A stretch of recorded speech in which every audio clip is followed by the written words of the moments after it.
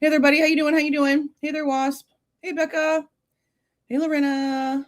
Hey, Batsheet. How you doing? This is the second channel, guys. This is where we're just talking about aliens. There's not really ever a lot of people over here, like a lot, like ever. We maybe sometimes, I think the max we've had over here talking about aliens is maybe like 50, 60 people at most. It's not, it doesn't have like a whole bunch of people that come in on Sunday morning talking about aliens. Hey there, Rex. Hey there, Rex. How you doing? How you doing? Yeah, I literally woke up about 9 minutes ago. I just woke up about 9 minutes ago. So it's not surprising I've already not turned on the mic. Okay. And we were on, we're still going through all these older things. Let's see.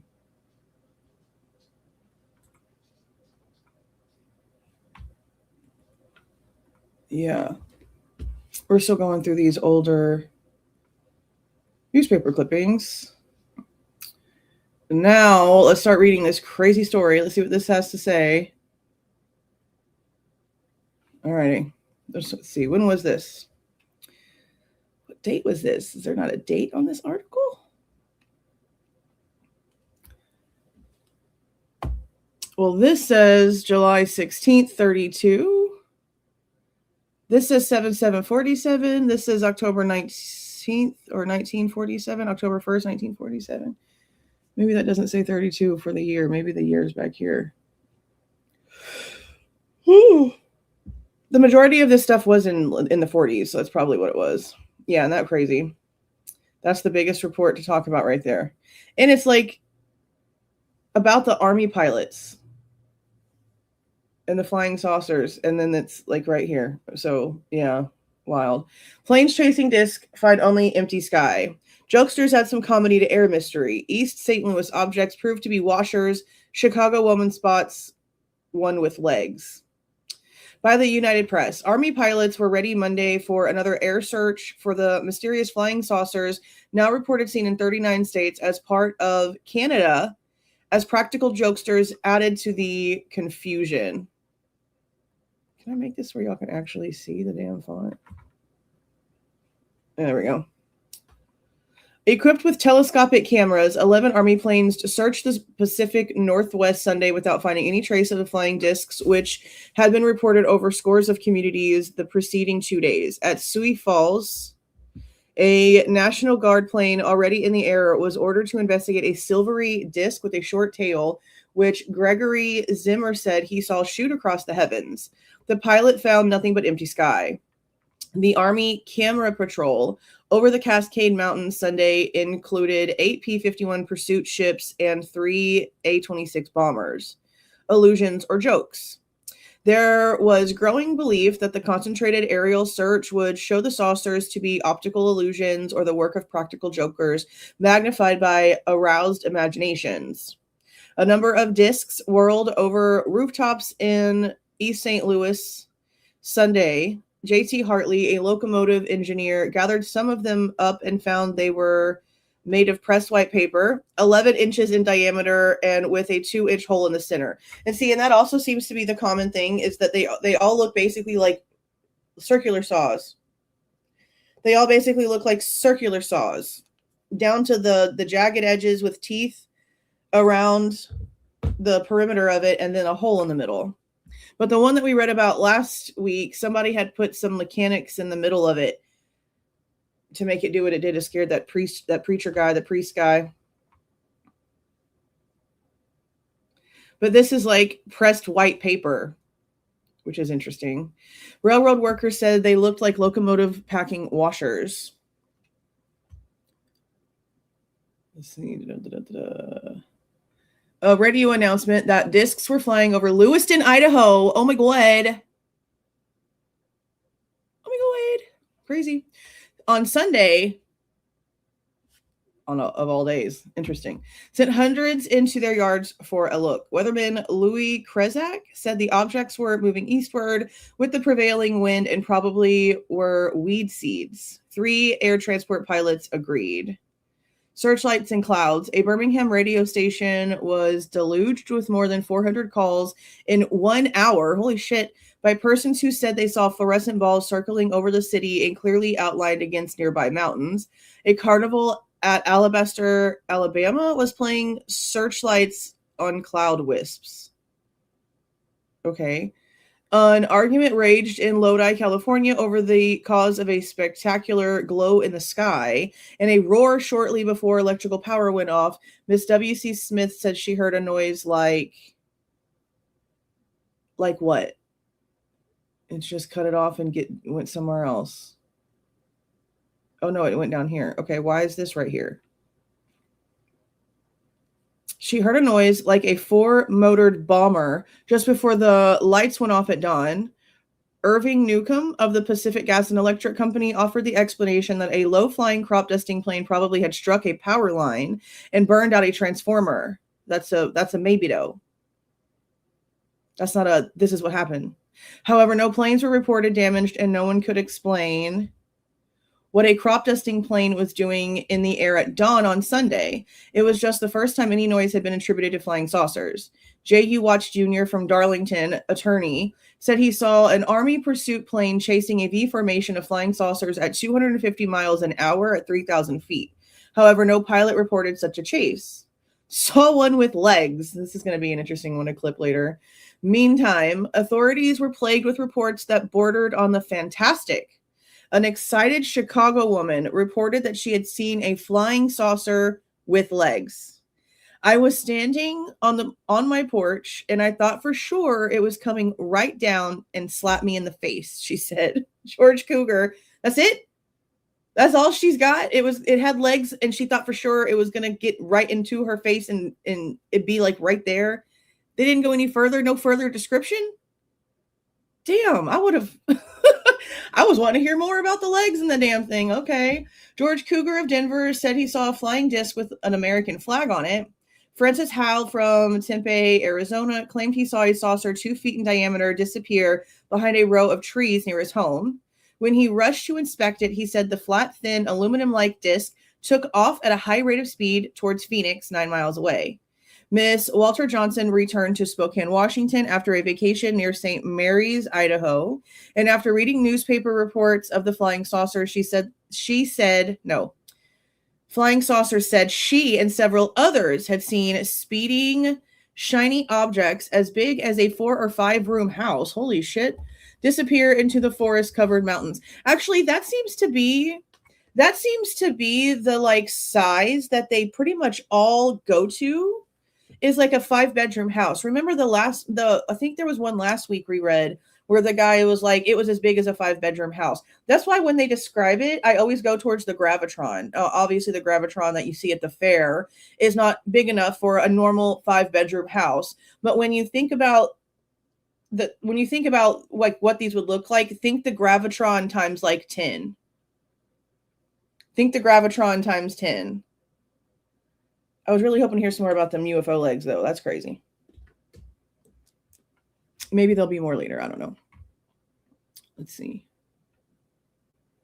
The first of the saucers over New York State was reported by Miss Kenneth Woley of Rochester, who said she and her husband saw an object about the size of an ordinary saucer flying above her backyard at 8:30 p.m. So all these stories are for Sunday throughout the day then. Is this the only one on this page? Yeah. And then this one says, New Jersey residents said they thought they saw flying discs over the Palisades Park in nearby Bergenfield Sunday night. Skeptical scientists recalled the mysterious rockets seen over Sweden last year. Okay, 80% of the ghost rockets proved to be meteors, and Swedish officials said the others could be discounted as pure imagination. See, this is actually like a perfect example. I think we've mentioned this before. This is a perfect example. Actually, I was talking to my 8-year-old about this a couple days ago. We were on the couch talking about this. This is a perfect example of people that don't know what they're looking at, using words that they would use to describe something that they do know. That's the closest that they can get to for what they're actually seeing here. So see, like the rockets over Sweden, they said 80% of those ended up being meteors. Go back to the Anunnaki times. Go back to the Sumerian tablets. Go back to the ancient times. Go back to the very beginning. Again, if you saw beings that could, do all these crazy things and help you do things that you never thought that you were capable of, because it's so far out of your thinking capability. If you saw these ships, these huge things that have all of these mechanics and all of these different, lights and buttons, and they do all these things, and they have fire come out of them as they go up into the sky. Like, if you were so like uneducated about an entire culture that suddenly appeared right in front of you, would you not think that they were gods? Would you not fear them like they could snap their fingers and end everything that you are, because you have no idea and you're just in awe? Kind of like this kind of stuff. So while I do think obviously that there's some shit out there that came from other places and we're not being told the truth about it, it's becoming very clear that the majority of the reports from like back then are proving to be stuff that we literally just had no idea we even knew that we had. And it goes from military too. These military departments half the time don't speak to each other. And if they're in some sort of like secret project where they're testing things, then even their own people that ask about it or try to talk about it or get anything about it are being told, no, that doesn't exist. It's not real. I don't know what you're talking about. No, Captain, we didn't see anything on the radar over the sky. Whole time dude's over there helping them screw on a wheel or some shit on whatever the hell they're working on. That's just how it works. It works like that in the criminal justice departments too, with jurisdictions, with FBI versus local and everything in between. That's just how it is. People that don't need to know don't need to know.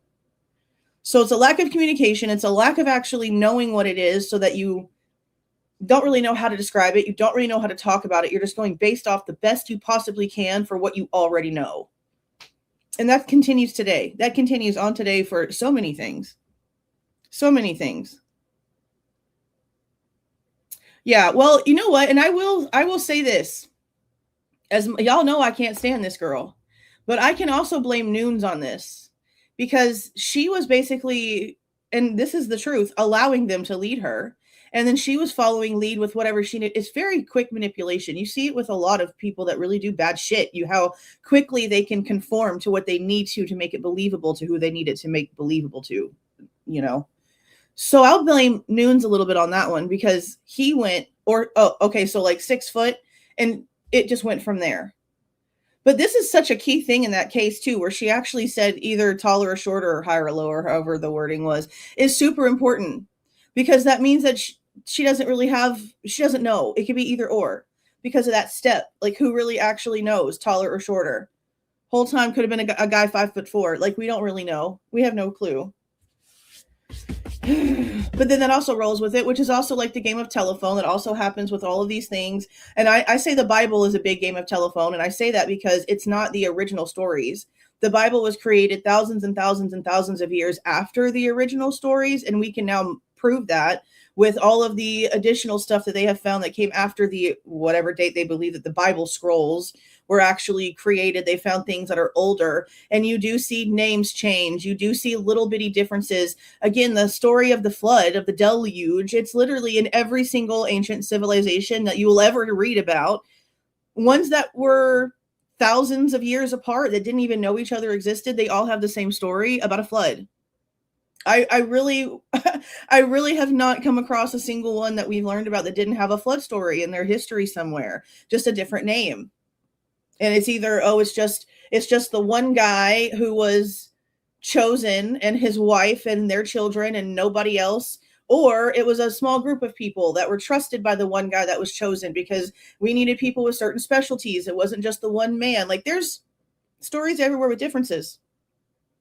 So by the time these newspaper articles also get written, which we also see today, look what happens from when a 911 call is made and a story gets started to where it ends 4 years later.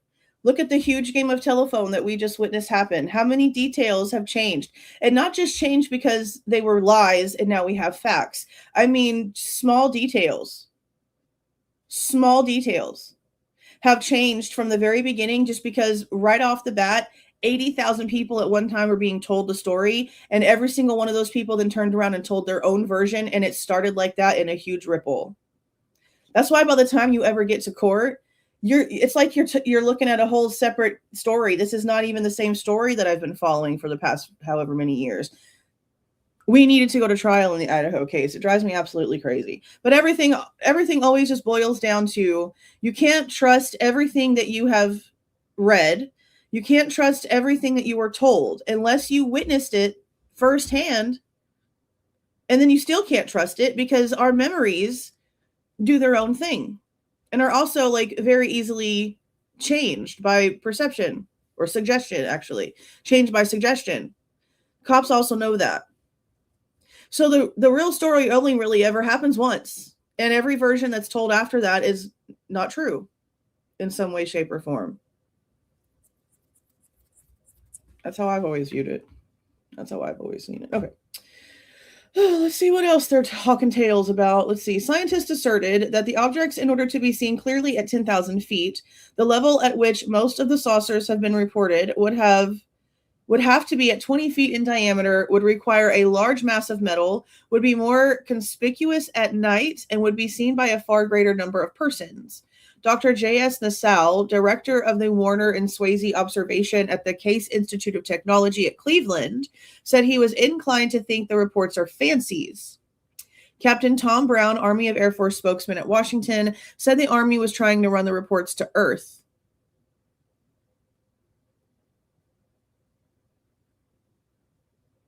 Trying to bring them to Earth? Just a weird way to put it.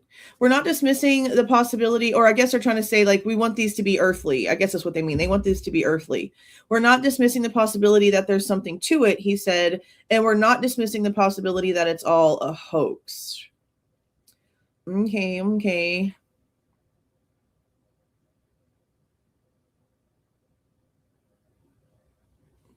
This one, whatever it did, it even killed the worms. Oh my gosh.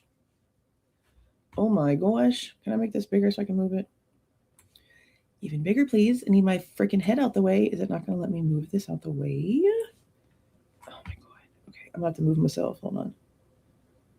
For this part, I'm just going to put myself in a really weird whatever. Okay. I'll move myself in a minute. So this one's title is U.S. Planes Hunting Disc, Russian Tells of Atom Saucers. Whatever that means. FBI probes story of Soviet ship officer. Los Angeles, July 6th.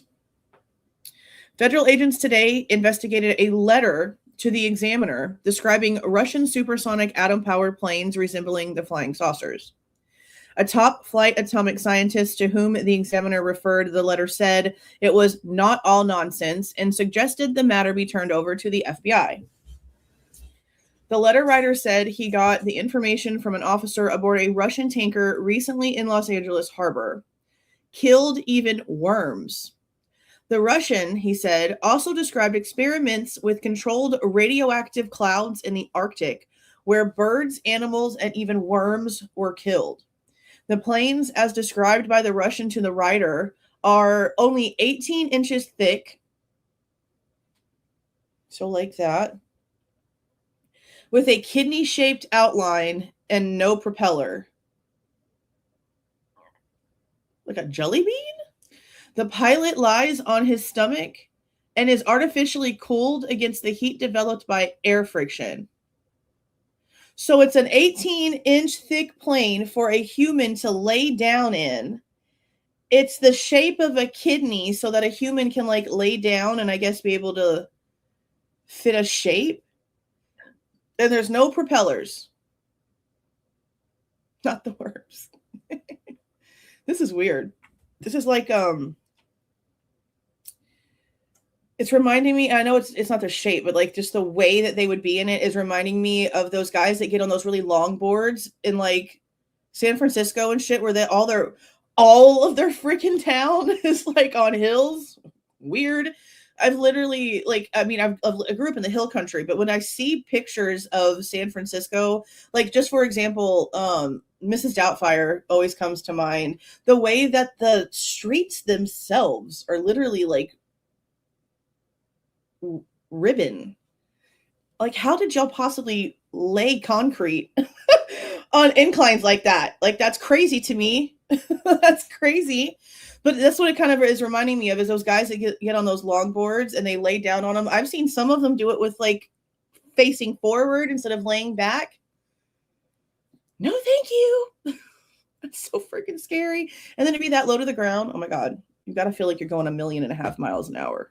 No, but that's what this reminds me of. So imagine laying on like a surfboard on your stomach and flying in the air at thousands of miles an hour. No, thank you. That's what he's describing. The outer surface is highly polished, the Russian said. Both upper and lower surfaces are convex like a giant lens. So circular, but then I guess if you look at it from the bottom, it's the shape. I'm going to have ChatGPT create this for me later and see what it does. I'm going to take the clips and have it read it and create the shape and see what it does. The lifting force is an entirely different principle found about 10 years ago among unpublished papers of a Russian chemist. Energy is required only for climbing, but no energy is needed for support when the airplane goes along the Earth's gravitational contour lines. So it only actually requires anything that could boost it like gas does a vehicle to get up. But once it's up, it can just naturally use gravity. That's kind of wild. The writer of the strange letter said he met the Russian officer in Wilmington, and because he wanted to hear about Russia, he invited him to dinner. Okay, now I can go over here.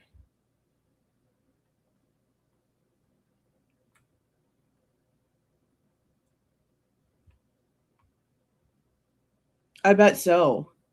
That's just like scary. Oh my God. Ah! Crazy. You gave your parents heart attacks when you were a child, didn't you? I know my sister did. She would never do something that crazy, but she would get on all kinds of crazy stuff. Get on top of the tree house, the dog house, climb on the swing set and get on the top like a trapeze artist on the top thing. Oh my God. If she was a boy, I could have seen her being like this though. Oh, scary stuff. Oh, so that means that you've crashed. I can't even imagine the thoughts. A pebble is your worst enemy. Oh my God. Scary. Oh my God. So scary. Eek. Eek. Nope. The Russian first asked where he could sell 18 polar bear pelts, which he revealed for very dangerous work. He said he had been assigned to go over the route of the radioactive cloud near Lake Baikal and pick up dead animals. This is weird. All life destroyed. They loaded a few small ships with all kinds of animals and directed the cloud over them. We're just talking about the flood. This is like Noah 5.0. During this experiment, a violent storm blew the cloud far north into the tundra, but before it dissipated, it destroyed all life on its way. Are we reading about an artificially created mini deluge right now? What the hell is this? The cloud may be controlled from land, but a plane or from a robot-piloted leader. So it's got 3 different ways it can be controlled. As I understand it, the control is based on electromagnetic waves, and the cloud has 2 components, the carrier and the killer.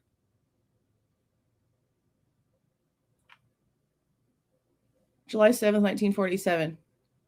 That's it? That's all we got on this one? Oh my God. Oh my God. Everything is just shocking to me today.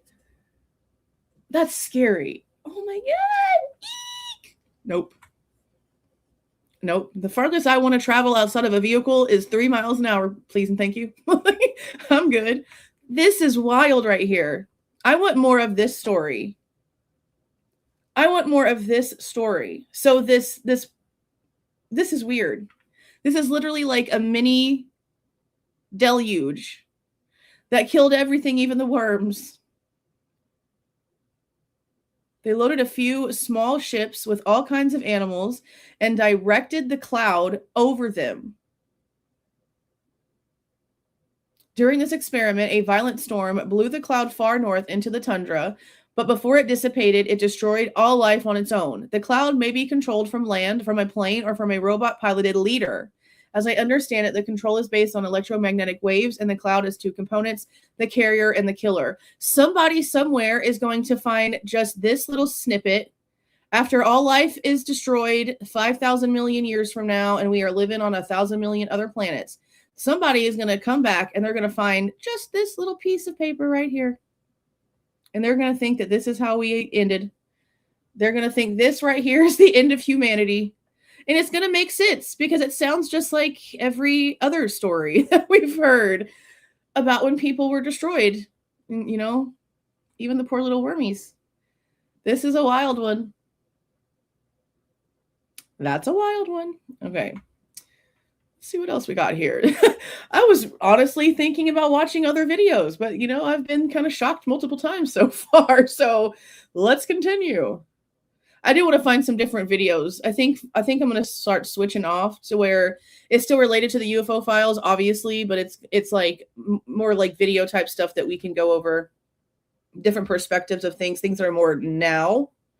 So I guess I probably need to go in and find a way to change my thumbnails for when we do like more recent stories versus when we go back into the files and go over the more late stuff. Because it seems all the little videos, obviously, because we didn't really have all the technology the way that we do, you know, more recently. The videos are all like really, really recent, but all of these are like really, really old. So where's the in between?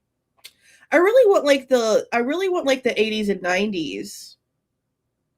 I really want the 80s and 90s when stuff was really, you know, UFO. Quirks of eyesight may explain disc mystery. July 6th. Okay.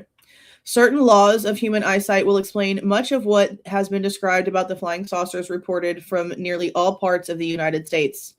Well, thank you for clarifying United States, because I will definitely disagree with you about old Mr. Russia over there. At any distance, which is close to the limit of how far a person can see, all objects appear round or nearly so. This law of sight covers both small things seen nearby and large ones at great distances. Regardless of shape, the object near the limit of sight looks round. If the thing is silhouetted against a bright sky, as some of the flying saucers have been reported, then it is more likely to reveal its true shape, have no structure. If the thing is seen by reflected light, as in most cases reported, it is almost certain to be round, and if the reflections are sunlight, then the sizes reported are those which would be expected from distant light reflections. The one outstanding fact about virtually all of the saucers is that they had no structure. They seemed merely round and flat. That description fits exactly with the tricks that eyes play. This trickiness varies with differences in weather and lighting. This writer has seen flying saucers over Long Island Sound near his home. Long Island Sound, I guess that's maybe an area by itself. Near his home, not only this year, but in previous years, they were round, bright, and moving fast. Not a mystery. But they were no mystery because they were light reflected from the bodies of airplanes that soon identified themselves by changing course and coming near enough to be seen distinctly. Last week, this writer also saw one oval flying form, which for a moment looked exactly like the photograph of the oval object taken by Yeoman Frank Wyman north of Seattle, Washington. The Long Island oval came closer and turned into an airplane. Planes at great distances tend to look round when light is reflected from their sides.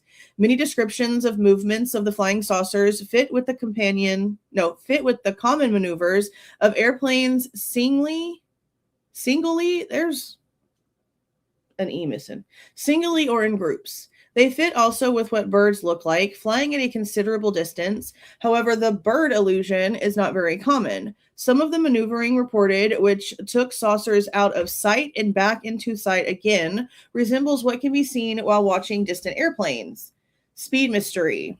There is no explanation for reported speeds of 1,000 or more miles an hour. No shit, right? Meteors, although they can go faster than that, do not explain it because the saucers mostly appear in daytime and there are not enough daylight meteors. Ice crystals forming little round clouds may have been suggested. Somebody in here a couple weeks ago kept mentioning like crystals being a part of this kind of stuff. So that's interesting. Ice crystals forming little round clouds have been suggested, but these fail to fit in most cases because the ice crystals form at altitudes which are higher than most of the saucers reported. Oh yeah, no, I look, it's pretty obvious from I mean I'm not into this just to be wherever I'm going to make the most money. This is not doing anything. Like there's 30 people in here. Even if there were 3 people in here, I'd still sit here for 2 hours and read this stuff. I would rather do this in a setting where I can speak to people, where I can hear myself out loud so that I can comprehend better what I've, I guess, come to believe myself. I have a lot of really strong beliefs, like actually personal. Like Idaho 4 is not really personal. I mean, it is to an extent because of how much work I've put into that situation. Real work. I mean, these people are like important to me. You know, Kaylee, Maddie, Xana, Ethan, they're all very important to me. The truth is very important to me. The whole thing is very important to me. But this is something that affects my actual life. Because whatever this like UFO thing is, to me, is directly connected to what the world believes is their religion because of lack of knowledge of what they were actually seeing. I don't not believe that there's something bigger out there, but I have forever, since I was like 5 years old, like it's not even a joke. I have told my parents, I have always said, like, we don't belong here. Like we're pests, we're parasites to this place, to this earth. What we are as a human is destroying what we need to like keep us alive. We should be cherishing everything about this place. We should not be living the way that we are. Plain and simple. The way that we have come with all this technology and all of this destruction, this is not what this place was meant to live like. I've felt like that since I was a child. So when it comes to the UFO stuff, even though some people think it's quirky, it's comical, it's just like, oh, a thing for entertainment, to a lot of people it is, and that's fine. Everyone has their own thing. But to me, this is one piece that very well could connect to another piece, that very well could connect to another piece, that very well could connect to the biggest piece and maybe complete something. Nothing has a straightforward answer. There's all these different, you know, like Shrek says, it's like an onion. There's layers to all these different things. You just have to build the layers correctly or the whole thing tumbles. That's why for me, every single time I've tried to get into the religion as the humans, the humans have it and have had it since, 2,000 years now. I mean, we even change our calendar to believe the story of the Bible as we know it today. Everything that's where time for the current human began. Forget the rest of it. This is the only part that matters because this is where your forgiveness started. This is where your sin was washed away. So don't even think about the rest of it. This is the only part of your entire history that matters to you. We're going to change the calendar. We're going to make holidays work around it. We are going to change how many days are in a month. We're going to do all the things and literally deconstruct the way that we are supposed to live so that this is the only thing that you understand. No, thank you. No, thank you. Not every country does that either, by the way. There's some countries that go by old calendars. They're in different years in some places of the same planet, guys. There's a reason why we're not given a single actual truthful answer to anything other than we are made simply to live and die. That's the only concrete thing that we know, is that we are born to die. And for some reason, we're told that we have to complete all of these goals along the way. And for what? For what? What's the point of that? Who created the way that we're supposed to be living? Who wrote those rules? None of this feels normal to a lot of people. The thing is that now with technology, as bad as it is, it's given us the ability to speak, to look into more things that we've been having all these questions about. So while to a lot of people, this might be a waste of time, I've been trying to find people that actually are really deeply looking into things for a long time, that take things seriously for a super long time. And I didn't want to go into other communities and find it. I didn't want to go into somebody else's opinion and find it. I wanted to take it from, this is what I think. Now, if you want to try to figure this out with me, here we go. That's that's where I'm at with this. I'm to the point to where I can't keep letting it rumble around in my head without being able to get other points of view and maybe other paths to look at to see if something else fits or not. I was very much in my own bubble, I guess. That's why doing this is important to me. That's why doing this is so important to me. Honestly. I really want to do this more, but I've like dedicated the Sundays to just like the UFO thing. So if I were to choose another day of the week to go live over a something like connected to it, I think it would need to be like more geared toward like the Sumerian tablets and the older stuff like that. Like, this is interesting. I love these stories. Like, it's crazy. The human brain does crazy things. The eyes do tricks, play tricks, but it's everyone having the same kind of stories. Like, that's where my question is, how much of it is really what the human brain and eyes do, for whatever, and how much of it is y'all are just trying to make us think we're stupid? Because the dumber that they think that we are, the better they can control us. That's like the whole point. Well, yes, they gave us an amazing tool to use, the internet. They then inundated it with a bunch of shit quickly. Oh, so quickly. So now all of the entertainment, the goldfish brained entertainment on TikTok is the only thing that people can pay hardly any attention to these days.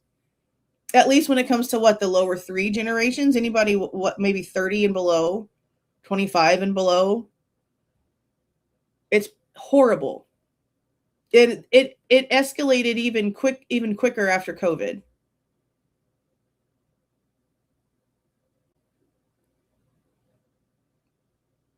Like like there's no words for how ridiculous. Everyone saw it. Like, as a human race, we all collectively lost IQ points during that entire situation. There's just so many things that we still need to talk about just to try to figure things out. Yeah, they really don't. I mean, look, churches themselves, see, I have my own thoughts on that. I find it all to be bullshit. And for some people need that community, which I understand. So it's not like technically the congregation that I think is bullshit. I think the construct of church is bullshit because of how they operate. Like, you have to tithe, you have to give all this money, you have to be okay with certain things. These preachers are sexual abusers and they hurt kids and they cheat on their partners and they're the most horrible people. But they're put on a pedestal because they preach a sermon every Sunday. The construct of church is bullshit. And that's for almost every religion. I mean, and not even almost, it is every religion. Every single religion has thousands of stories of the higher ups that's supposed to have, be so honorable and so honest and so truthful because they're supposed to be a representative of what that group believes is God. And they're the worst ones because they let it all go to their head because they're human. So there's something about power kicks in some sort of predatory, animalistic shit in the back of the human brain. That's why the Anunnaki story is so damn to me, because it says that we were created from whatever they were and whatever was the more predominant thing here. And if we were nowhere near anything that they could just pick up and use, take as slaves themselves, they literally had to create something because we weren't good enough then. To me, that's what takes over when we get past whatever we were actually made for. And if you take that story, we were made to just be used to live and die. We were created as a slave race to work for someone else, to fill someone else's pockets. Does that not sound familiar to what you do right now? Nothing's changed. But I think once we actually do get a little bit of past whatever barrier we've actually been given, that's when the greed takes over. Look at the celebrities. Look at the musicians. Look at the business owners. Look at the social media owners. Look what happens when you suddenly become valuable on another level out there. You get tested. You get asked to do shit that you normally wouldn't. And 9 times out of 10, the human's going to do whatever the human needs to do in order to get that money. Why do you think there's so many deaths? Why do you think there's so much corruption now showing up out of all these places? Because again, they gave us a great tool and then they tried to hide the truth from us but they probably didn't expect for people to kind of also want to dig some more, because naturally humans are curious. So while they do have like the group that are just want to stupor out to a screen, we have people like us, and there's a shit ton of us out here actually looking at stuff and asking questions collectively, and they don't like it. Why do you think they keep throwing so many distractions in our faces? They can't control what they've done here. They just keep trying to patch holes. And that's why it keeps getting worse. We're a sinking ship. All you can do is whatever you can consider the norm, while being aware, but not letting it overtake everything that you do with your life, because there's nothing you can do about it. There's nothing any of us can do about it. You can do things to change your life. Cool. But you can't do anything about what you're created for. And it's never about you and how special you are. It's about just what we are in general. You have to really come out of you have to go to a very humble spot to realize that the world doesn't actually revolve around you. A lot of people never can get there because they want to believe, and that's fine. If that's what you need mentally in order to get through things and to get that degree and to get into that high paying job and to buy that, top of the skyscraper apartment and live that life you want to, that's fine. But at the end of the day, you're still paying, you're just paying higher taxes. You're just buying more things and putting more money into the wheel. Nothing about what your actual position here in life changed. You just changed your level at which you're doing it before it's still end game.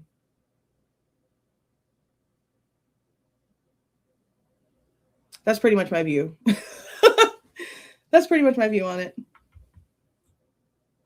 Yeah, and see, I know that I've done a lot of digging in that area, too. And there's been a lot of distractions in that, a lot of smaller things that have taken a lot of authority over a lot of things. But then at the end, it's always something different there, too. It's always something different there, too. That's why I think the honest answer for what really controls what's going on here isn't going to be something that you can just look up online. I think that's the reason why they've been able to do this for so long, is because they're really good at hiding that. And I honestly feel like this kind of stuff, whatever I think came here, the whole Anunnaki Sumerian tablet situation, those people that had the power of things, I don't think that they ever left from doing whatever they were doing here. I just think now those are like the ones that broke away from what we were supposed to be for, and they've created like their own thing for it. And I think that whatever that is what's actually in control here, which is, why you see clones of presidents and you see 3 Joe Bidens in 1 week and one's 2 feet taller than the one before. And that's why you see all that kind of stupid shit. Those are all, we know. It's not like people are crazy anymore when we say, oh my God, that's not Joe Biden. Why is he 6'8" walking out the White House? That's not normal. Why does he walk like that robot that Elon Musk creates? He even stumbles the same way that the robot stumbles. That's odd. Why are we seeing videos of Trump on camera and then there's a guy that really looks like freaking Trump, like walking away, talking to somebody off in the corner? We know they all have doubles. We know that they all wear masks. We've seen the CIA guys come out and show us how easy it is for them to put on some rubber and like move it around just a little bitty bit and then starts talking and it looks natural. That shit's so scary. I'm really glad that my dad, who's in his like mid-70s, has been paying attention to like AI and shit like that too. Because when he's here, he watches my TV a lot. And when he watches my nephew, he watches YouTube a lot. And he hasn't really ever, this is just recent over the past like 2 years on both ends of him really getting into seeing like what things look like now. Because he just watches old DVDs. He's set in his ways. He has his favorites and he don't give a shit. He has a schedule. He has his little DVD, his little TV, his little chair, and he just does his thing. He doesn't get on the computer. He doesn't even have internet on his cell phone. Okay. We've discussed my father and his non-GPS ass when he travels plenty of times. Okay. So he's now getting it. So the last time he was here, I was actually really impressed that he was like, that's fake.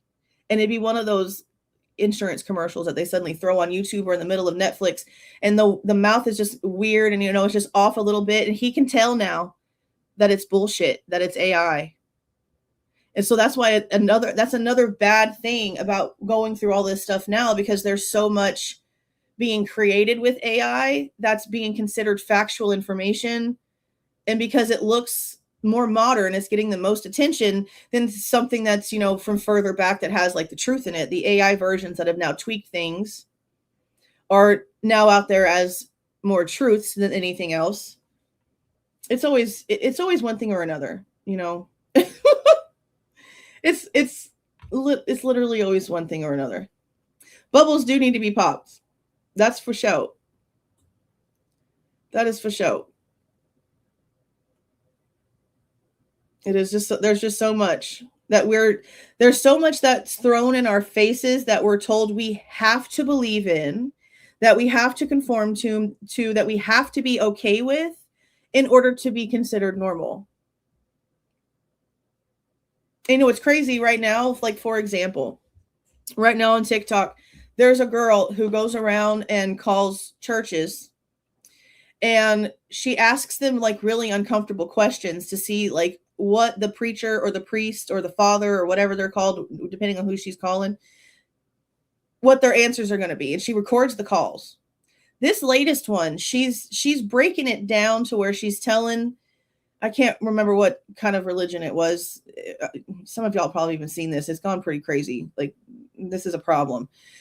She's telling the guy on the phone who's supposed to be like the preacher or the priest guy that her husband is a registered SO for doing something to their own child, and they are still married and still together, and that they're trying to find a church that they can go to because the child is having issues with forgiving the father for what the father did to him.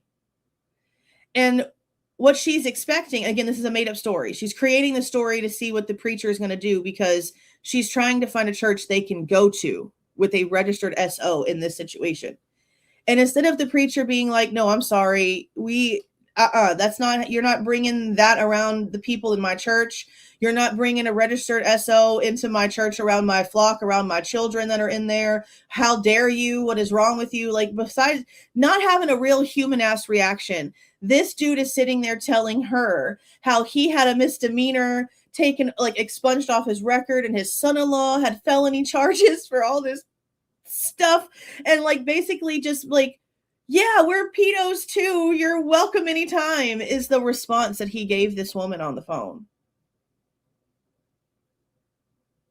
And it's real because the people, like, there's a Facebook group for this church, and there's a town that talks about the people, and it's real. I am so beyond disturbed by listening to that phone call and these things that this man was admitting to on this phone to this complete stranger, mind you. But because this complete stranger is telling him a story that is so disgustingly stomach clenching, that matches the disgust in his mind, what he sees is, oh, he's about to make a best friend that's okay with doing something to his own kids, so maybe he'll let me do it too. That's how those people work. I'm so glad that she did that, because now he's exposed. He's talking about the people that help him get his charges expunged and everything, bro. Like, this dude is just blabbing it off because he thinks he found a like soul. It is so bad. I've just been seeing it over the past couple of days. I'm just like floored every time it rolls across my screen. I'm glued into the whole thing. Like, what the hell is happening? He even tells her how there's a woman in one of the Facebook groups that won't let it go, that she's always posting on Facebook about his charges and his son-in-law. That woman was on that TikTok in the comments and on the pinned comment. I'm that woman on Facebook groups that won't shut up about it. Why would I shut up about this person being at this church? Why would I shut up about this? What? Oh yeah, it's been a whole thing. It's been a whole thing. It's been interesting to watch. But I will also say this, and then we'll get back to this for a while. I could just talk about literally like all kinds of shit all the time. There's also this really sad ass thing that is really bad that's been going on TikTok. There's been this trend, documentary trend, where someone is playing the documentary music, and they walk into the chair, they sit into the chair, they get their legs crossed, they get ready, the whole little like bit.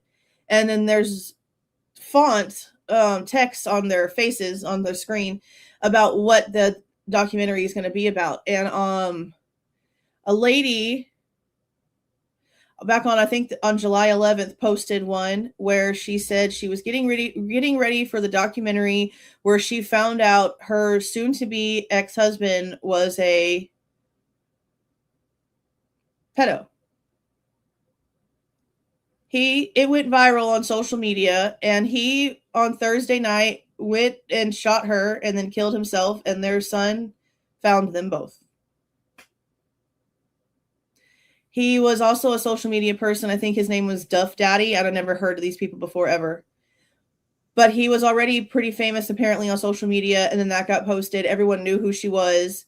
Everyone started tagging him in the video. It went super viral, and a few days later, he shot her and then took himself out.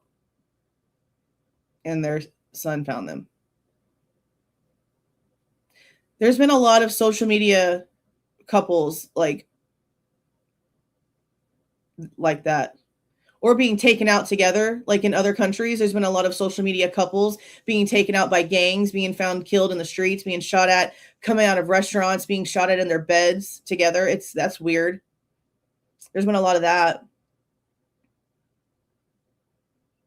There's just been a lot of bad. Yeah. Yeah, that just happened. That just happened. Isn't that wild? The world has been broken for a very long time. I don't really think it's ever going to go back. Unfortunately, you can only adapt and make sure that your children also, also adapt best way they can in a world that you didn't really want them to have to be in. What other choice you have at this point? Yeah, it's pretty bad. All right, let's see.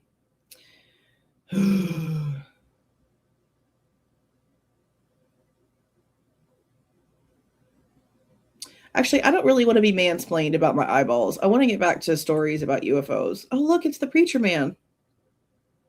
That's a different picture than I had before. The one I have on the other thumbnail is the one where he's holding it more flat towards the camera, but he's looking down at it. This is better. I'm going to make this on the thumbnail for this one. This one's better. This is the drunk preacher guy from last week. Yes. And that's what I don't understand. It's always been a thing. And I don't understand the why for that. I don't understand the what's the point in that. I don't get it. I mean, I don't know if it's because it's written in like all of this old shit that like people now think that that's how it's supposed to be. But there's no way for me to believe that that's just not how it's always been. Because look at the religions that literally like a 50-something-year-old with an 11-year-old. Like, I don't understand that. They definitely don't go off of maturity for anything, because the marrying of and having kids, I mean, even 100 years ago, it was totally normal for like a 13 and 14-year-old to go off and get married to like a 30-year-old, 40-year-old and start having kids.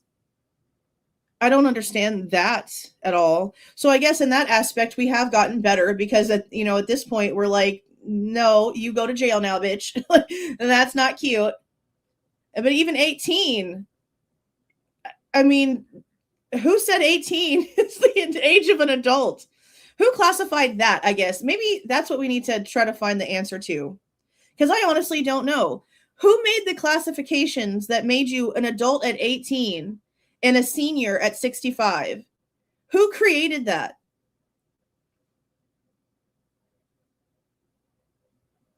I don't know the answer to who actually created that and who said, okay, yes, that's what we're going to go on for the rest of forever. Because our brains are not fully developed until we're in our like lower 20s. Like technically we should not be allowed to be considered adults until we are like 23. For realsies, guys. For realsies, guys. At least it's discussed more openly and more people are pissed off about it. Because you didn't used to see so many people get mad about it. Now you see people get pissed about it. So that's another thing that's good about the internet, is that it's gotten to the point to where we can see more of the things that we really didn't know existed. And now we can protest about it because that's not cute. 25, maybe, when the brain is done developing. It's something like that. Jared Leto was a big disappointment, bro. Elvis too. Man, like, you know, TikTok has violated me.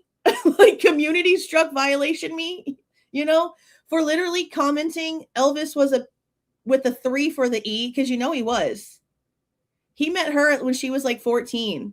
Somehow was able to finagle her away from Germany, I think it was, and then had her living with his mother to be groomed by his mother until she was legal age to marry.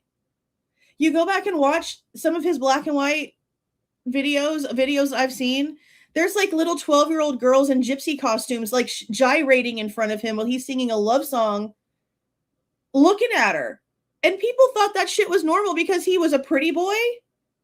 I'm freaking sorry. Open peep show of child corn, really, if you watch some of those Elvis videos.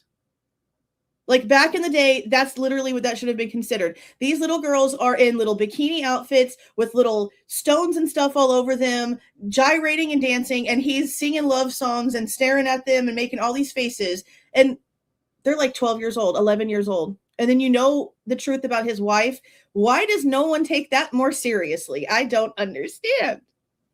It bothers me. It bothers the ever-loving shit out of me, bro.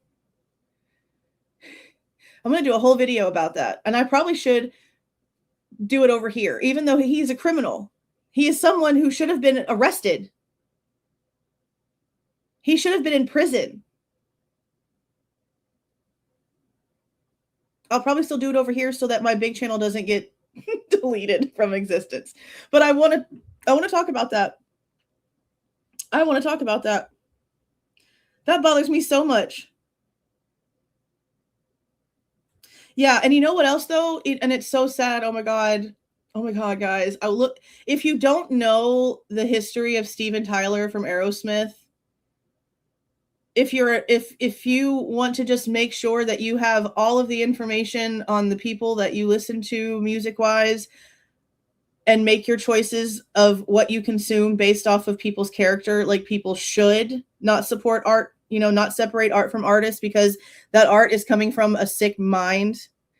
Y'all should really look into some stuff with Steven Tyler from Aerosmith. Yeah. That was sad. I was like, oh my God. Because, I mean, even though they were like a generational, you know, music under me, like once I heard their music on, what was that movie? Was it Armageddon?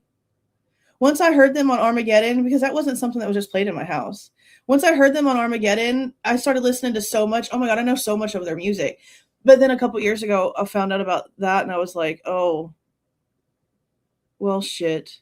I think she was like 15. No, I mean, not really. Not that I've noticed. I haven't done anything over there like just by myself.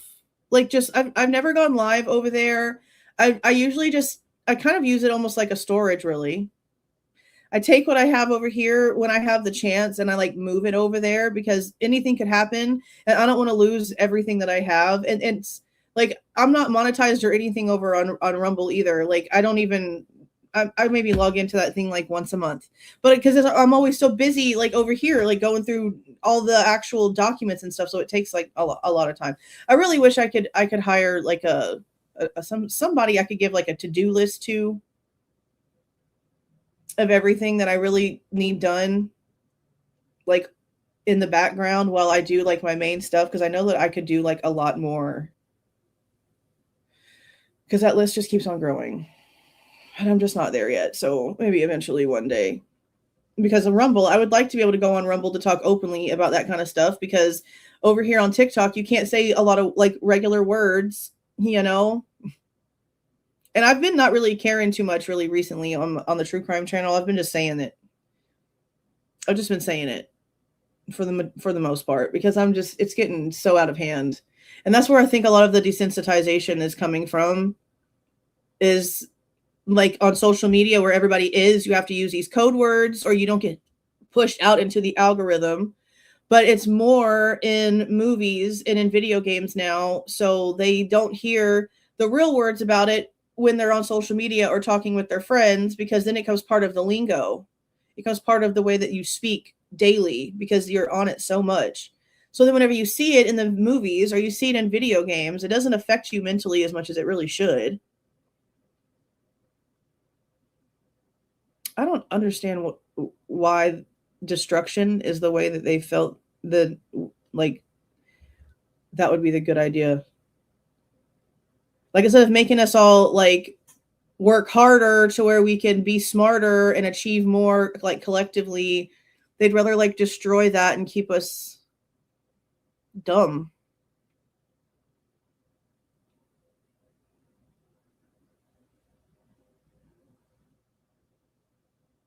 I guess I never really could understand the game plan, which is what we see all the time. That's why none of the systems work. That's why the medical systems don't work. If we were really meant to do more, then we would have healthcare where our bodies didn't fall apart, where if we had issues mentally, it wasn't looked at, with criticism, and it was something that could be corrected. But if we also were living the way that we were supposed to be living, we really wouldn't have all those problems to begin with.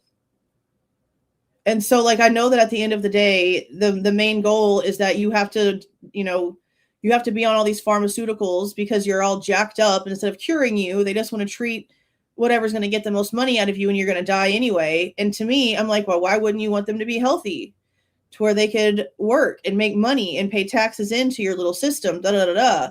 But at the end, it's just quicker to get it fast and quick. A shorter lifespan where you're sick all the time. And yeah, you're working and you're paying taxes, but you can't do shit with anything else that you have, because now you have to put the rest of the money into what we created, the sickness that we created. Now you have to pay us for the cure. This is literally how life is. This is not, I'm probably going to sound crazy to some random ass person who just happens across this randomly in the next, whoever knows how long, but this is literally how the system works. If you really sit back and take a look at it, that is literally how the system works. They would rather you be sick. They'd rather make you sick and make you pay them for a cure that will never happen so that you can hurry up and die, so they can replace you quickly with the next system, with the next person, then let you live twice as long to do twice as better, because it just takes them too long to profit off of you that way. They'd rather get it from you quick. And then, who knows what they do with you afterwards, because we don't know what the hell actually happens when we go. It could be like the Matrix. We could start over, or we could, it could be like the Matrix where we're plugged in somewhere. It could be a literal video game.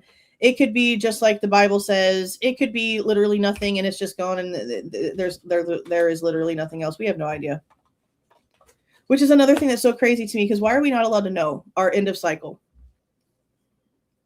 Why is that something that we can't know? Like, why isn't that, if this was created from something that had directions for how this was supposed to work, why were we not left with them so that we were in the know of how the cycle actually is supposed to happen? Because we don't know how to communicate with animals, right? So like, do they know in their mind that when it's done, it's done? Because we're like the only things out here that actually try to have that discussion. They don't know. They're just here like furniture and whatever the hell this actually is. So how come we are not allowed to know that? That's always bothered me too. Why are we not allowed to know what's the diet we're actually supposed to follow? Because our bodies are made to have a certain kind of fuel. So if a body is made all the same, because we're basically made all the freaking same. 99.9% of us is the exact same.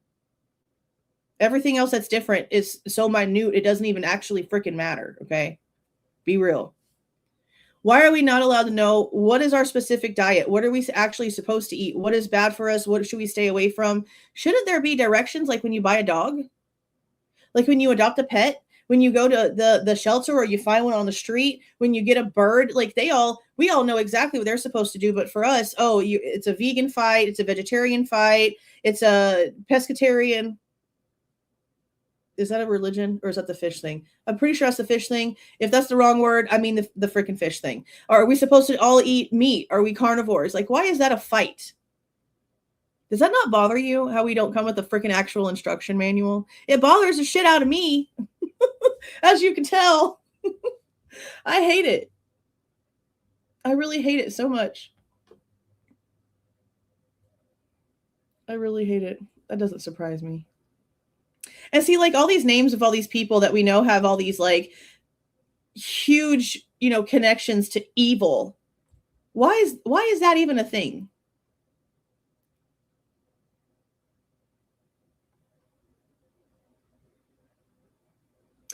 Well, see, yeah, I know that, but I mean, like, I'm talking about, like, do they think about what happens to them after they die? Like, I know that they grieve. I've seen that. I understand that. And that's why they say, like, whenever you have pets, you need to do that. Like, you shouldn't just, like, go off and bury the pet or, go cremate the pet or whatever. You literally need to let the rest of your pets smell the fact that that one passed away so that they can grieve and they can understand. But do they cognitively in their minds think about, okay, am I going to be reincarnated after this? Is this just it? Is this a video? Like, is this a simulation? Is this even real? Like, do they have those thoughts or are we just the only ones that think about it? That's what I mean. Because like we can't communicate with them to know what their brains are thinking. And we know that like they're literally in their own little universe. Same thing with like ants. Like it goes into all of these levels, their own little things. Do they have those conscious thoughts and we just don't know? Like, or are we the only ones that talk about it? That's what I meant. Yeah. And see, I tend to believe I honestly do tend to believe in reincarnation.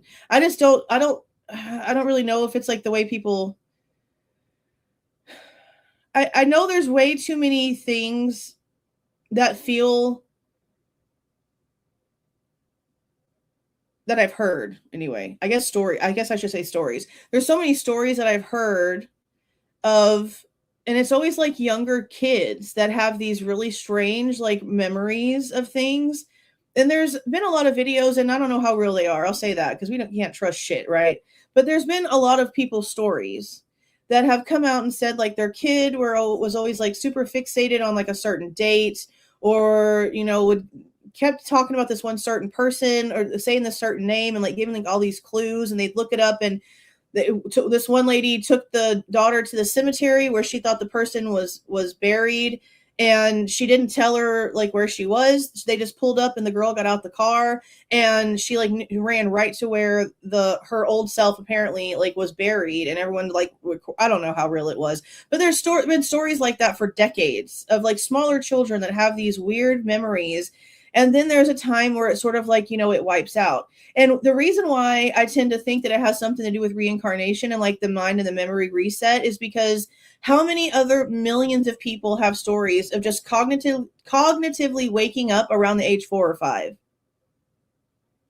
Dawn has one. I have one. The majority of people remember being in like pre-K, kindergarten, pre-K, and like just sitting at a desk and like suddenly being like cognitive all of a sudden. And like having no real memory at all of what the hell happened all of the time before that, but suddenly you can remember. No one can remember at 6 months old. Nobody has memories. Well, my dad says he does, but on a generalized statement, most people can't remember when they're 1.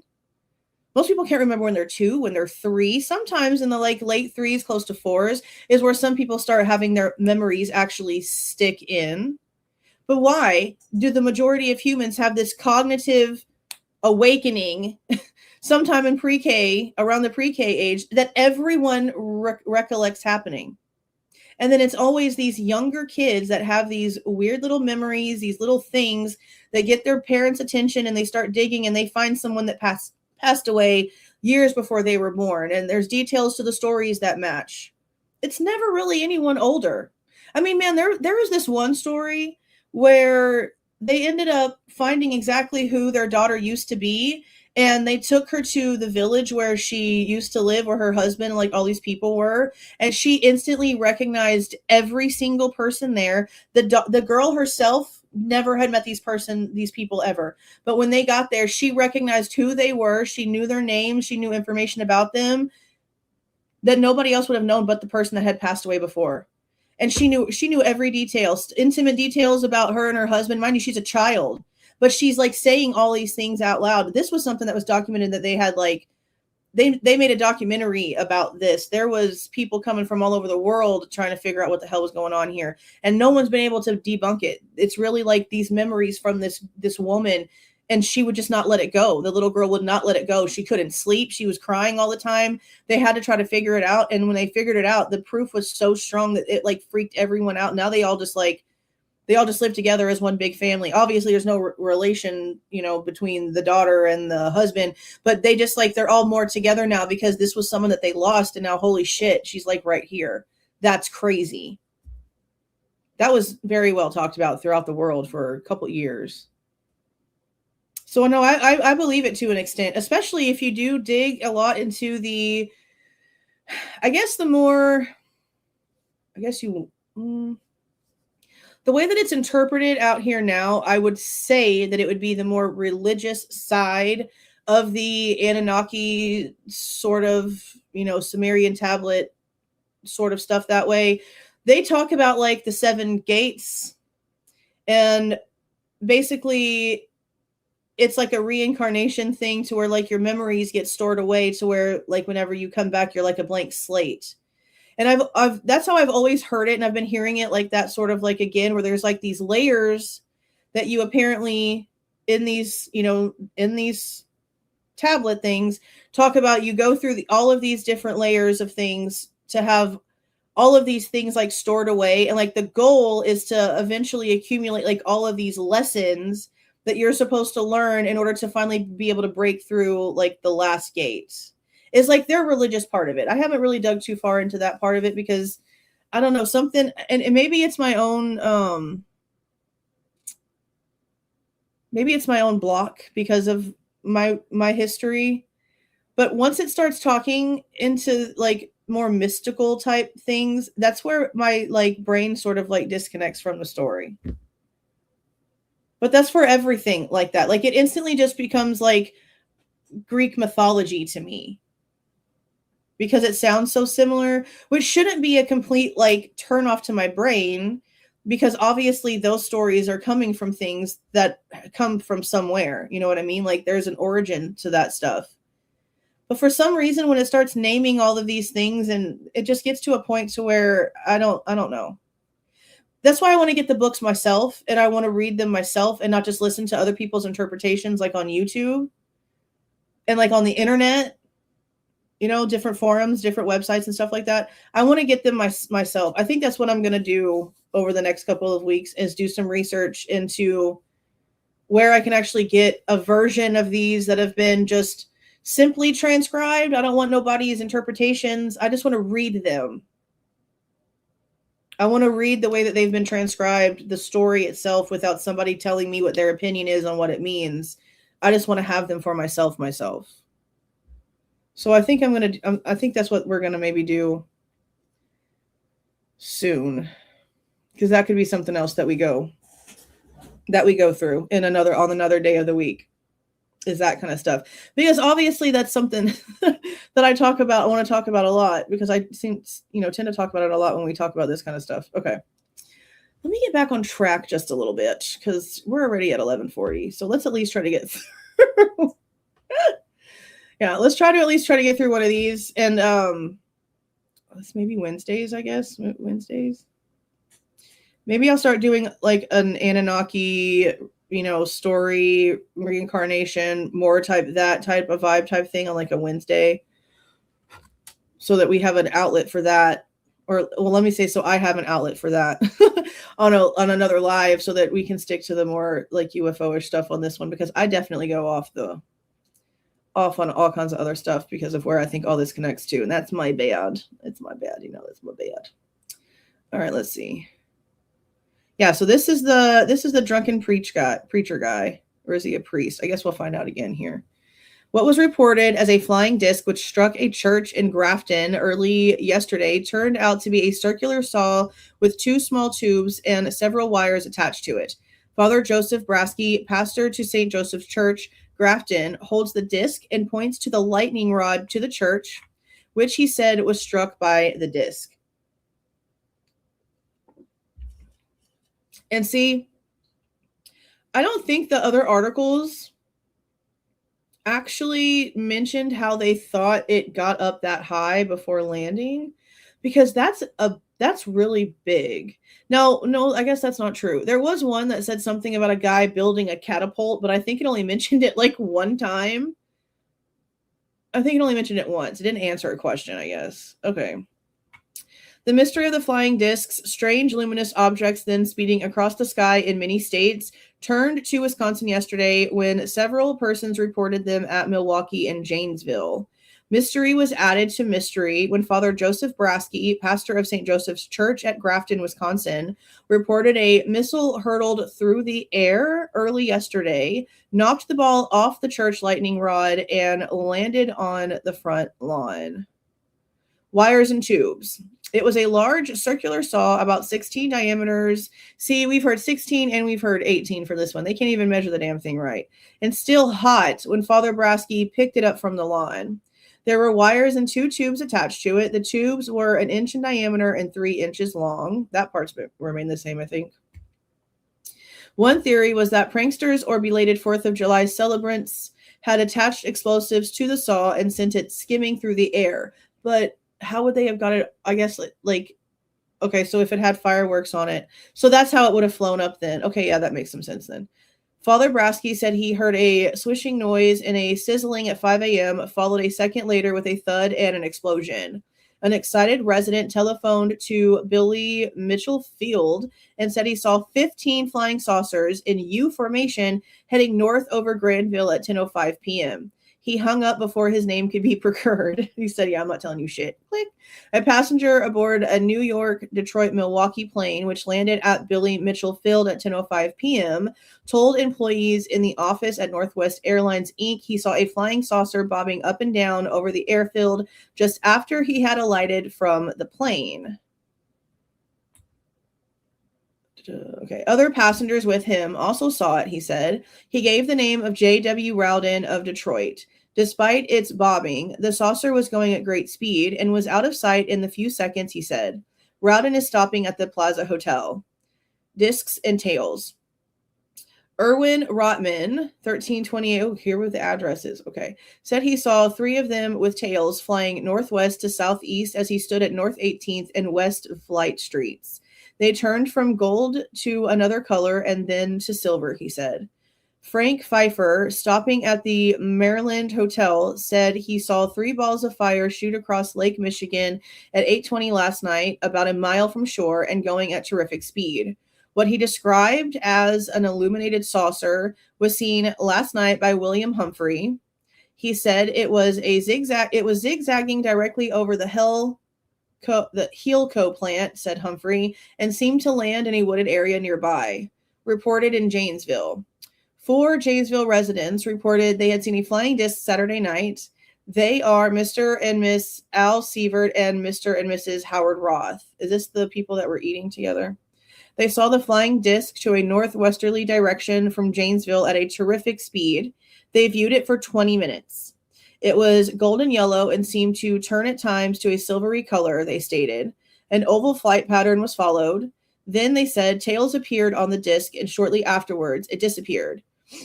John Brosk, a machinist, insisted he saw 2 flashing saucer-shaped objects pass over Billy Mitchell Field shortly after midnight yesterday. They were close enough so he could definitely state they were not shooting stars nor airplanes, he said. Bosch's home is near the airport. Well, I mean, I guess if he saw airplanes all the time, he would know the difference, right? This says, Winchell has revealed the saucer secret. You can't hide anything from us and our agents like Winchell communists. Jesus Christ. Okay. Office memorandum. Let's see how okay, this one's good. Let's see. July 8th, 1947. Flying disc or saucers. 8:30 a.m. 7/7/47. Attached are newspaper clippings from the Milwaukee Sentinel and Milwaukee Journal of July 7th, 1947. For the Bureau's information, United Press and Associated Press telephoned me at my residence about 3 or 4 times between 1 a.m. and 2:30 a.m. on July 7th, 1947. The United States representative informed me that Father Joseph Brasky had stated on interview by a Milwaukee Sentinel reporter, one Bill Weeks, that he, Father Brasky, was going to call the FBI concerning the contraption, which apparently was identical with one of the flying discs recently publicized throughout the country. The United Press representative desired to know if we had any statement to make on the matter. I informed him that I had no official comment other than no comment. Since I have contacted the United Press representative on various occasions, I asked him what the actual details were, and he stated he did not know, except that the interview of the priest reflected that a circular saw had been found with some devices attached to it. The Associated Press called me shortly after the United Press representative did, and on being advised that I had no comment to make concerning the story, I asked the Associated Press representative what the actual facts were, and he informed me that as far as the Associated Press was concerned, the facts were that a circular saw had been found and a story had been obtained from a priest who had been drinking quite heavily. It was 5 a.m. That's crazy. The Associated Press representative informed me that apparently the United Press desired to get a statement from me denying or affirming that the FBI was investigating the matter. I informed the Associated Press representative that apparently someone was suffering under a misinterpretation of any comment I had made, and possibly some reporter was in an embarrassing position of a story had gone out over the wire service. Okay, over the wire service. I then telephoned the United Press representative, who apparently in the meantime had been called by the Associated Press in an effort to straighten out the United Press. So these two Associated Press and United Press are arguing with each other.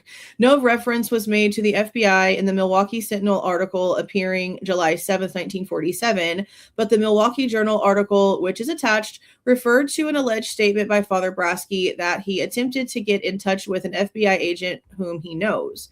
Father Brasky has never contacted the Milwaukee FBI office or any agent concerning his finds. In my opinion, this is just another hoax story, since a photograph of Father Brasky with the saw indicates no basis for any investigation by any authority. Yeah, I mean, I don't disagree, honestly.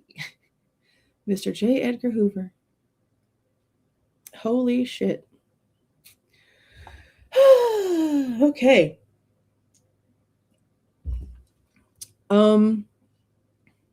Let's try.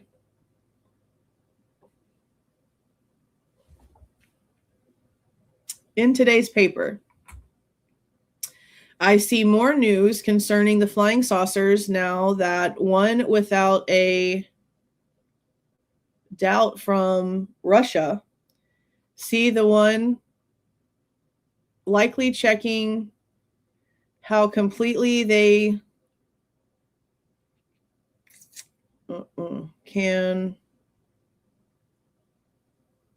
came over to the U.S. I don't know. I don't know what this word is. I feel it is wrong for me to report areas in which they are seen. In traveling, I sat by a spiritualist. I wasn't keen. I wasn't seen. I don't know what she was. I wasn't something. What she was. I talked to, maybe aware. I wasn't aware what she was. I talked to obtain much information as I could. I became interested when she said Russia has a poison which she will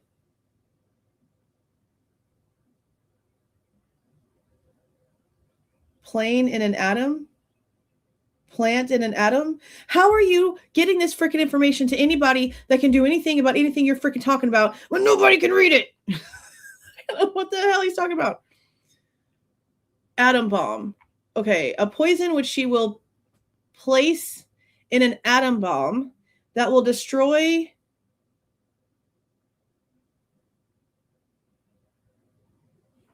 up to one city and dodge other cities. This is so hard to read. So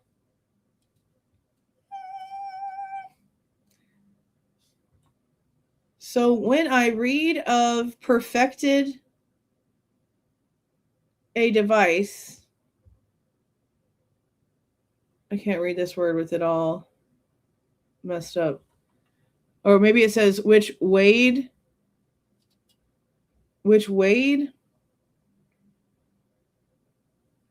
destroyed over whole country in one shot. I guess like the mini deluge story we read earlier. See, the flying saucers were reported in something, and then something New Orleans. This is a town, and then New Orleans. These, I can't tell what this word is. Hornless? I don't know. Something less. Discs. 1 cent and to delete. Or I don't know. They come. We are fooled. We are foolish to give them that information. Oh, maybe this is determined. These something list discs 1 cent into determine what area they came. We are foolish to give them this information. Now, this woman was only guessing, but it should not be passed up.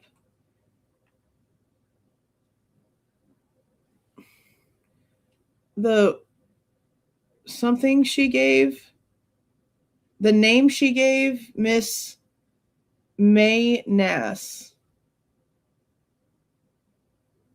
of Milwaukee. And there's the phone number, I guess. Why do we wait till we... And what? This is so hard to read. It's on my nerves, honestly. This is on my nerves. But he's talking crazy. So he's talking crazy, so I'm trying to read it. Why do we wait till we won? Destroy and nearly won. What? Nearly or before oil? Forever oil? I don't know what this says. Before we oil? Before we all? I don't know. If we... Or is this one? If one event... Ready in 3 seconds? If one... If we... I don't know. Ready in 3 seconds. The... Will end all... I don't know what this word is. Will end all. I seem to see it all clearly in the latest events. Well, that one was easy. Okay. Something over War Department. Take notice. It's nothing to sleep. It's no thing to sleep. We should send really draft men from all over G something. C for a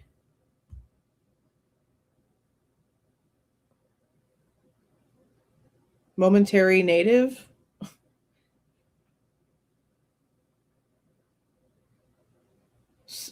something be ready.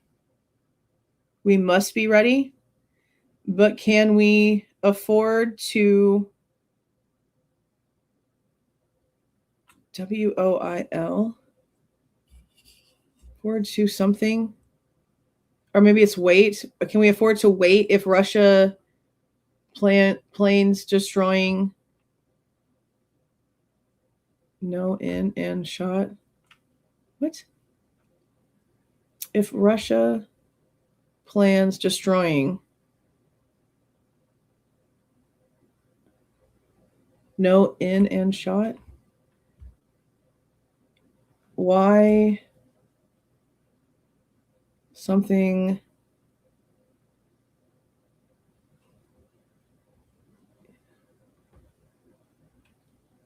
about being done first? I don't know. Sincerely something. It's hard to read. That's really hard to read. That's really hard to read. It's so slanty and everywhere. My gosh. Okay. Let's see what this one is. Yay, text. Jesus Christ. Ah! Hurt my eyeballs, bro. That hurt my eyeballs, bro. Okay. July 11th, 1947. Flying discs. It still is so funny to me that it always looks like they're writing in matte pencil. That's what it always looks like that. At 10:45 p.m. on the evening of July 11th, 1947, Clerk Piercy of the Washington field office called and stated that the instruction Mr. Henrik he wanted to pass on to the Bureau information he had just received from one Alvin P. Parker in Maryland to the effect that a flying disc had just landed in Parker's yard and the machinery is still buzzing. Piercy stated Parker was apparently so excited that he had a difficult time even getting his name out, and no further detail could be obtained from him. At 10:50 p.m., I passed the above information to Captain West, duty officer at G2, who indicated he had also received the same data from another source and would pass our information along to appropriate Army quarters. Sid Roberts of the AP called at about 10:55 p.m. and asked whether the Bureau had received any report on a flying disc in Laurel, Maryland. After checking with Mr. Nichols, I told him we had received such a report and had passed it to Army authorities. Now I gotta flip it again.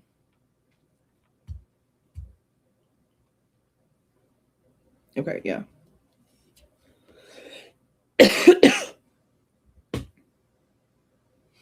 Okay.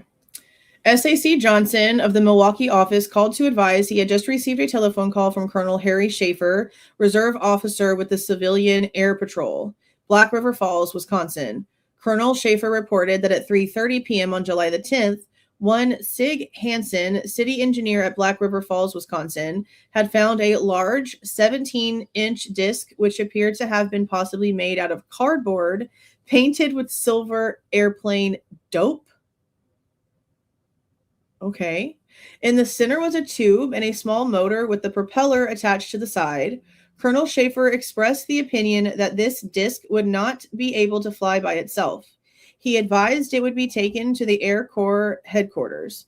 Colonel Schaefer advised, however, that Hansen did not want to release the disc without FBI approval. I instructed Mr. Johnson to advise the Air Corps officer to get in touch with Colonel Schaefer and tell him he saw no reason for the Bureau to attempt to secure the release of the material since it was not in our custody and we had no control. He stated the press was also calling concerning this matter. I instructed him to make no comments to the press. Reference is made to Mr. Howe's memorandum to you dated July 11th in the above cautioned matter. At 11:55 p.m., July 11th, I took a phone call from Sergeant Lannis of the Laurel, Maryland Police Department. Sergeant Lannis said he had examined the flying disc. He said that it had been made from a Gulf oil sign, and the top of the garbage can had been painted with aluminum paints. It had been recently painted because the paint was still wet. Attached to it were a dry cell battery, a flashlight bulb, some wires, and a buzzer. He asked if the Bureau was sending anyone out to look at it. I told him that we were not, that we had referenced the matter to the Army and suggested that he call them. I subsequently telephoned Captain Calvert, the duty officer at G2, and passed on to him the information furnished by Sergeant Lannis. Let's see what this is. FBI Dallas 7847 at 6:17 p.m. marked urgent. Flying disc information concerning Major Curtin Headquarters, 8th Air Force, telephonically advised this office that an object purporting to be a flying disc was recovered near Roswell, New Mexico, this date. The disc is hexagonal in shape and was suspended from a balloon by a cable, which balloon is approximately 20 feet in diameter. What the hell? Major Curtin further advised that the object found resembles a high-altitude weather balloon with a radar reflector, but that telephonic conversation between their office and Wright Field had not borne out this belief. Disc and balloon being transported to Wright Field by special plane for examination. Information provided this office because of national interest in case, in fact, that National Broadcasting Company, Associated Press, they always getting themselves into trouble, and others attempting to break story of location of disc today. Major Curtin advised would request Wright Field to advise Cincinnati office results of examination. No further investigation being conducted. Okay. Okie dokies. New Orleans. 7/7/47, 8:02 p.m. marked very urgent. Flying disc miscellaneous. FC Harston, 1554. Okay, no, that's the address. Okay, this is Shreveport, Louisiana. New Orleans and Shreveport are nowhere near each other. What are you doing? What?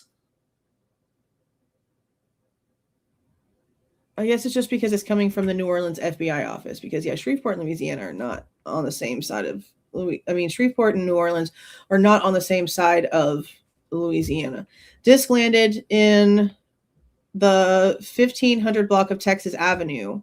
Hairston picked up disc at 15, blah, blah, blah. I don't want to say the damn address. I don't know why they have it in here so much. Disc whirling when seen in air and fire seen spouting from sides. Fire went out on landing and smoke issued for a few seconds after fire went out. Disc picked up and not hot. Hairston notified G2 Barksdale immediately, and they took disc before SA arrived. Disc description. Thin aluminum disc, 16 inches in diameter, has small coils 2 inches in diameter and 4 inches long at the ends of the diameter. Coils connected by 2 copper wires to 2 terminals on each coil, and these wires are connected at the crossing in the center of the disc to an object 1 inch in diameter by 2 inches long, similar to start in fluorescent light. Center object has an upper end. Made in USA, made sound like a policeman's S whistle, and smooth side towards Earth in flight. Barksdale Field agreed, if not harmful, would turn over to FBI if we want it subject to superior instructions. Names of all person who handled disc before arrival of agents occurred. Barksdale Field making photos. Will secure and forward photos to Bureau. Believed press aware of incidents. Of course they were. See, like, even back then, without the internet, please look at chat for what?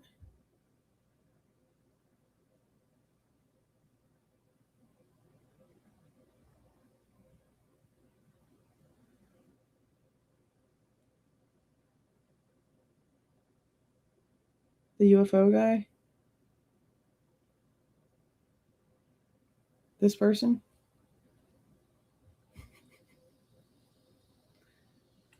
Yeah.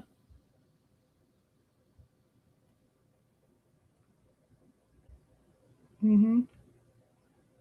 Well, welcome in.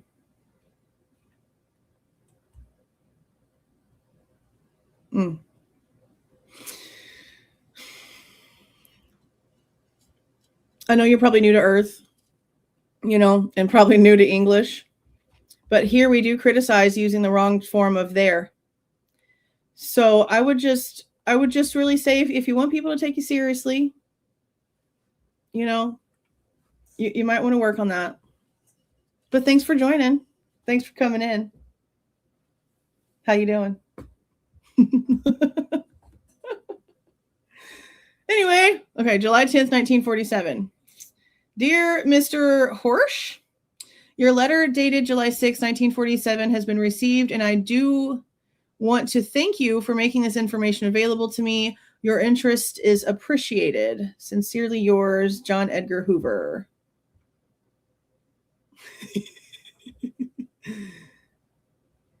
Yeah.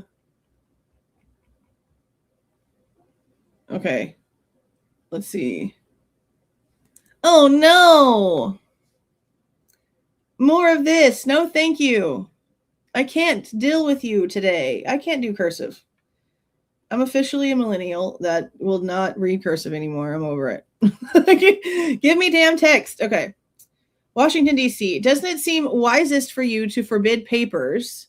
No, not forbid, but ask the cooperation of all papers to keep all news of those discs out of the news until you are sure just what they are and where from. Seems to us, with all the enemies we have, even within our borders, it could be something far more important than may seem at first. I had 2 sons in this war, and another who did another who overdid for his America, and we do want it really protected from danger from now on. Enough are dead and maimed without losing out now as it easily could be. Why have the papers carried that story if reporters were made to see how much more sensible not to report it except to the FBI? There is too much of danger ahead anyway. Hastily, G.T. Norris. Well, it says A, but then like they wrote over it, G.T. Norris in Chicago. Well, okay then. Okay then. Okay, this one is from July 11th, 1947. SAC Bannister of the Butte office called at noon today and stated that a Miss Fred Easterbrook from Twin Falls, Idaho, at 2:45 a.m. Mountain Time today, heard a noise in the back of her home. She thought a collision had occurred and investigated and found in the backyard of a home next door an object described as follows: a disc 30.5 inches in diameter, circular in shape. It is dished like a saucer, and actually there is a saucer within a saucer in the manner of symbols. So like this, the metal symbols on a drum set. On one surface, there is attached a plastic dome described as about 14 inches in diameter and affixed by 8 bolts in a rather rough manner. The bolts can best be described as similar to stove bolts. On the other surface is another dome of metal, which is gold in color on one side, and on the inside is silver in color, which looks like tin. Through the plastic dome can be observed 3 tubes similar to radio tubes, and there is some wiring. The disc generally is 10 inches thick, and at the point where the domes are located, about 14 inches in thickness. There is an object on it similar to electric coil, which has some type of an arm on it and bears the words Inspected TS. Some of the wiring has been burned off, and it looks as though something might be missing.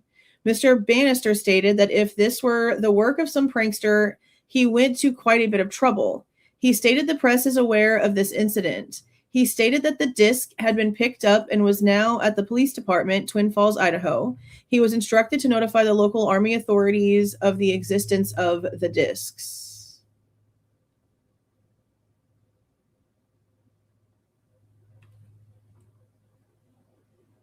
Interesting. All right, this will be the last one, and then we're going to go ahead and get off because we're about to hit 12:15. July 18th, 1947. They're writing back, G.T. Norris. Hi, Mr. Norris. Oh, so it wasn't a Mrs., it was a Mr. Okay. I wish to acknowledge receipt of your letter postmarked July 7th, 1947. The information contained therein has been carefully reviewed and is being made a matter of permanent record in the files of this bureau. Your interest in writing as you did is indeed appreciated. In the future, should you have information which you feel might be of interest to this bureau, you might find it convenient to contact the special agent in charge of our Chicago office. Meaning, even if you think it's important, leave me the hell alone and contact your local office because I don't care. That was basically the gist of that damn email. Well, I will say that little mini deluge story is interesting with the way that they described it. I'm going to actually go clip that one right now and schedule it to come out like by itself, because that one was interesting. We literally were just talking about that, and then that popped up like that. That was really weird. So okay, I'm trying to remember what it said just off the top of my brain. So it was, if you look at it, I guess like if it was hovering over you, it was the shape of a kidney, but it was like polished, super polished silver. And the way that the pilot inside of it, when you did have a pilot inside of it, because it could be remote controlled from the ground, or it can be put on auto, or a person can fly it. They lay inside of it on their stomachs and control it that way, like laying down and like, I guess, holding on to controls and like facing this way. And it can control like a cloud and get a cloud to show up over a certain area.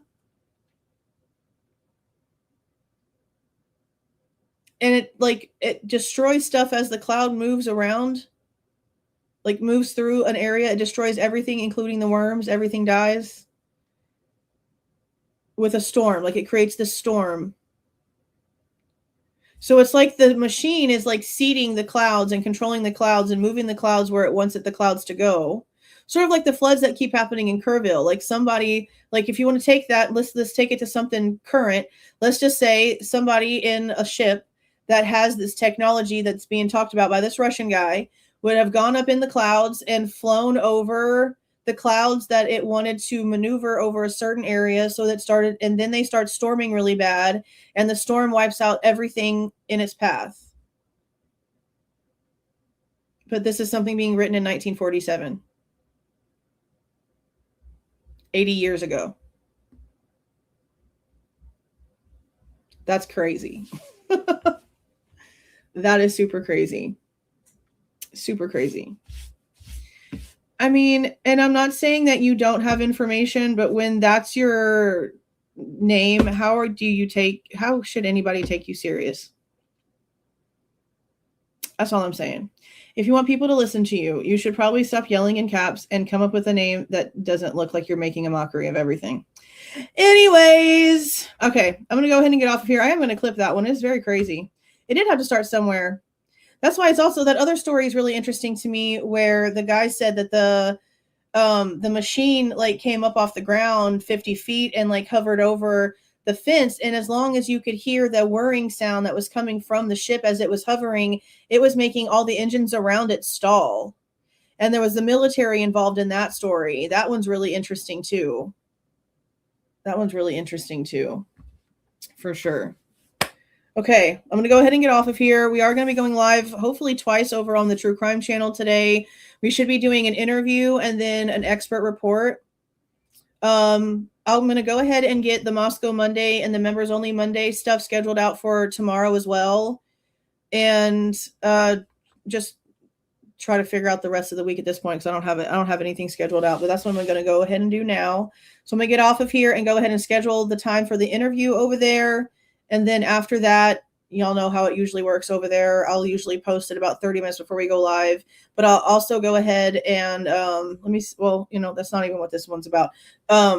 If you're from the True Crime channel and you haven't voted yet, go over to the community post page, and vote for the report that you want to go over.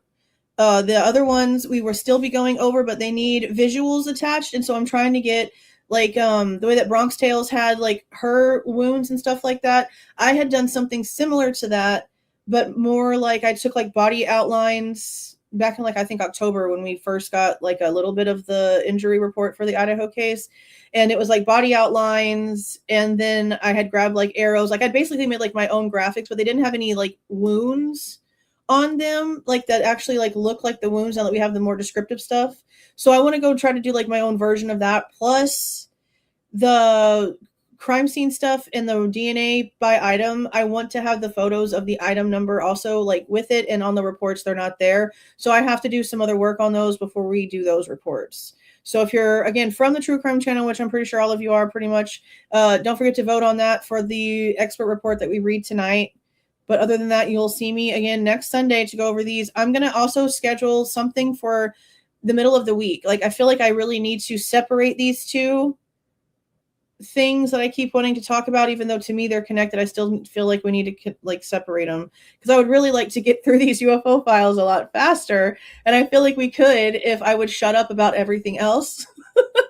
And I talk about that on a separate day, and then we just focus on the UFO stuff here. That'd probably be a lot better for the progression of this whole review thing, you know? Plus, also next week, we'll probably go to some videos that are on the database instead of going back to these. We still have a lot of that packet that was like 182 pages to go through, but we'll take a break from that one next week, and we'll do like videos from the disclosure website. We'll do that. We'll do that. So thank you again so much for coming in here with me for the last couple of hours and looking at these things. I appreciate you guys. Let me make sure I've been realizing for the other side, I have not been having the damn outro play. And so it's like turning off and the music's not playing, and it's been weird. So let me make sure I have this one on here. Non-Idaho. Oh no, wait, that's not it. Yeah, I'm just going to go ahead and play the non-Idaho one, because I don't think I have one for this yet. So I've got to create one for the alien stuff.